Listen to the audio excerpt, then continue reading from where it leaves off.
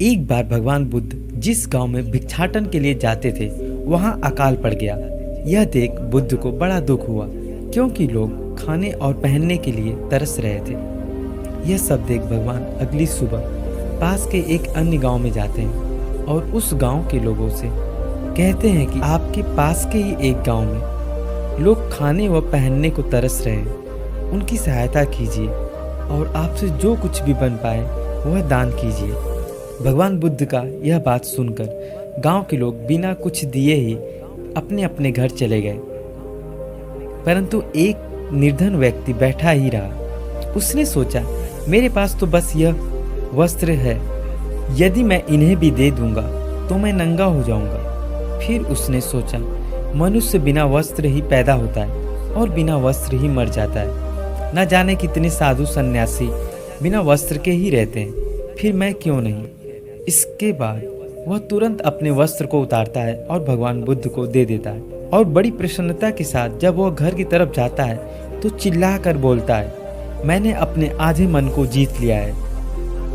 अचानक उसकी नज़र राजा के काफिले पर पड़ती है। तब तक राजा ने उसकी बात सुन ली होती है। राजा उससे महल आने को बोलता है। बेचारा यह निर्धन व्यक्ति डर जाता है कि मुझे राजा अब सजा देगा।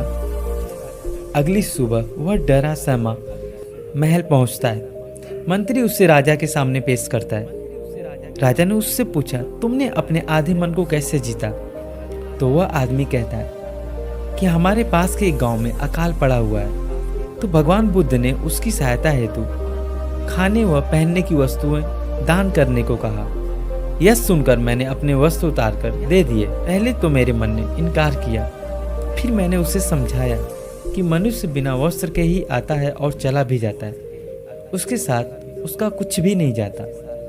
जब मेरे मन ने यह बात समझी और मैं अपने मन को वस्त्र दान करने के लिए राजी कर पाया। यह सुन राजा बड़ा प्रसन्न हुआ और वह उस व्यक्ति को मोतियों का हार के साथ साथ वस्त्र भी दिए।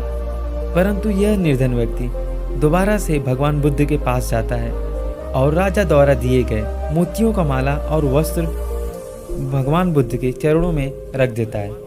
यह देख भगवान बुद्ध उसे अपने हृदय से लगा लेते हैं और कहते हैं, दाता दाता चले गए, रह गए बस कंजूस, दान मान समझे नहीं, लड़ने को मजबूत। दोस्तों, आपको इस छोटी सी कहानी से क्या सीख मिलती है? कमेंट सेक्शन में कमेंट कर जरूर बताइएगा।